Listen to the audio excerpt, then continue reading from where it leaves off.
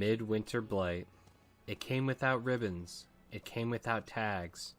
It came without packages, boxes, or bags. Instead, it came with a bard named Gillian, who sings a pretty song. Did I hear someone say, I can farm with Fireball? Greetings Internet, DDA here, and we are feeling festive over here at Random Number Gaming, and we know, with the holiday season, everyone is strapped for time. A lot of things are going on with family or friends that may not leave you enough time to farm 8 hours a day in Diablo like you normally would. Well, fear not, we've done all the work for you, so sit back, relax, and learn how to farm the most efficiently in the Midwinter Blight. As soon as you boot in, head over to Kyovashad and go to the area you remember going to in Season 1 for the Malignant Hearts. This area has now become an effigy to raise up the forces of Sanctuary against the sadistic overlord, the Red Cloaked Horror. Now you might be asking, why do I want to farm the Midwinter Blight? Besides the cool, exclusive cosmetics that you can unlock for all your characters, there's another item that I am most interested in farming, which is the unbelievably powerful Gillian's Brew. Everyone's been saying, oh, it's so late in the season, why do we care about the plus 15 experience? I look at this and I don't see 15 experience, I see 15% life and lucky hit. Incredibly powerful if you're interested in continuing to push tiers in Abattoir of Zir. Let's farm and unlock all these goodies the fastest that we can. The first thing I want to note is some things that you can pretty much ignore. You can ignore all normal chests, silent chests, and elite mobs. These don't offer any special rewards outside of what they would normally have, so you can pretty much ride past them while you're farming.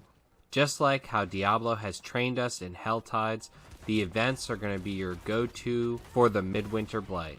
I went ahead and broke up the events into tiers based on how quickly you can complete them and how many of the seasonal currency items that you can get per event. The goal here is to get Midwinter Proofs. Everyone's calling them bells because they have a nice little bell symbol there. It's cute. But there are 3 tiers of items that you can farm in Midwinter Blight. The best bang for your buck is going to come from the Red Cloak Trophy that comes from the Red Cloaked boss. Next up is the Lost Heirlooms. Those are mostly going to come from the Frigid Husks that are scattered throughout the map. From what I found, these Frigid Husks do have standard spawn locations, but there seems to be an exorbitant amount of them, so I didn't feel it was necessary to mark each individual one down for farming. You can just kind of get them as you're traveling throughout Kyovashad.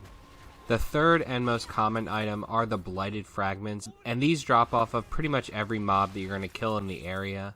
The only exception to this, and what I would caution those to stay away from, is there are several events that are strewn throughout the area that are kind of special events. These events do not contain seasonal mobs, so they do not drop any of the items, so you want to avoid these while you're farming. Now back to our event tier list. Now you might be asking yourself, where are all these events?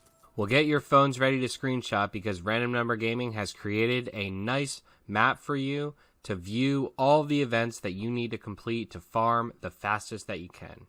I went ahead and numbered them in the approximate order you should do them in for most efficiency. You're basically just going to do a loop around the map, completing the events as you go along, based on the tier list. Now the cool thing about the Midwinter Blight event is that the Blighted Revelry event can actually randomly appear in any of the event locations. It appears quite frequently at about 50%. And of course, since the Red Cloak Trophy, which drops off of the boss of this event, has an even 1-to-1 exchange rate with the bells, this is going to be the best way to maximize your time. This event is actually quite fun. The first thing you're going to do in this event is walk up and ignite the wagon by clicking on it. When you ignite the wagon, a fire circle is going to start to expand from the center. As the fire circle expands, it's going to eventually reach the outer edge of the frigid husks that are frozen and then thaw them, so you can actually hit them and destroy them. Once this happens, you're going to have to watch out though, because the mobs that are running towards the wagon are going to put their ice abilities and attempt to extinguish the wagon. If they successfully extinguish the wagon, then the frigid husks are going to then refreeze, and you're going to have to repeat the process until you can destroy all of the husks. Destroying all of the frigid husks means that you get mastery and the boss then spawns. The red cloaked horror boss isn't too much of a challenge for an endgame build. He does summon a lot of ice and does a lot of CC and big hits. So if you're of the early levels or have a suboptimal build, he may be a little challenging for you. But if you're level 100, and at this point in the season probably most of you are, he should go down pretty quickly. When it's all said and done, you're going to get a lot of blighted fragments for every mob that you killed in the event. You're going to get about 1 to 5 lost heirlooms for each of the frigid husks that you killed. And you'll additionally get the Red Cloak trophy that you can exchange for a bell.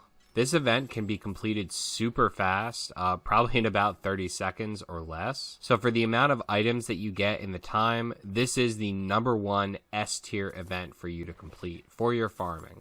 Your A tier events are going to be Frozen Alive and Wave of Darkness. Frozen Alive is another seasonal event for the Midwinter Blight, and this event has a lot of frigid husks. And because of that, you're going to be able to get a lot of the lost heirlooms very quickly. Waves of Darkness is just a standard event that we all know is very, very efficient, just because of the number of mobs that come at you and how quickly you can kill them. So whenever I see these two events, I would put them on my list of to do these as well. The next two events in the tier list, Caravan Under Sage and Wayward Soul, I would probably let these drop off. Caravan Under Sage isn't terrible, but overall the event is kind of slow. The mobs don't have a particularly high spawn rate.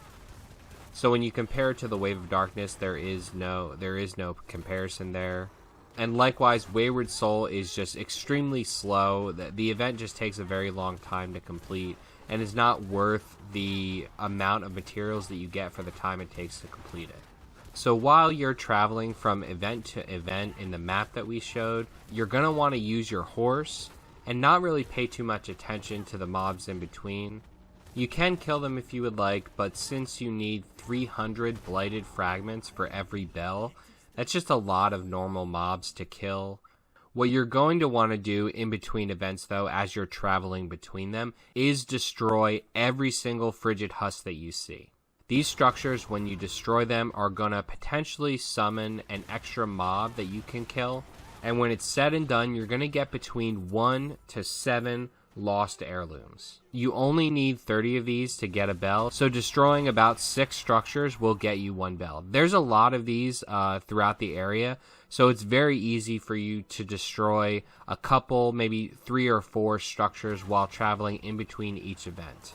The only time I jump off my horse is to destroy these structures, and then I'll kill every other mob that's in the area just to get the most out of my time efficiency. But then I'm right back on my horse and going towards the event. So being that every event, the chest awards 4 lost heirlooms, if you compare it to destroying one of these frigid structures, you can see that one of these frigid structures is pretty much worth the completion of an event. So that's how important they are. After that, another random happening that can occur is you can have a frozen villager call out and ask you for help.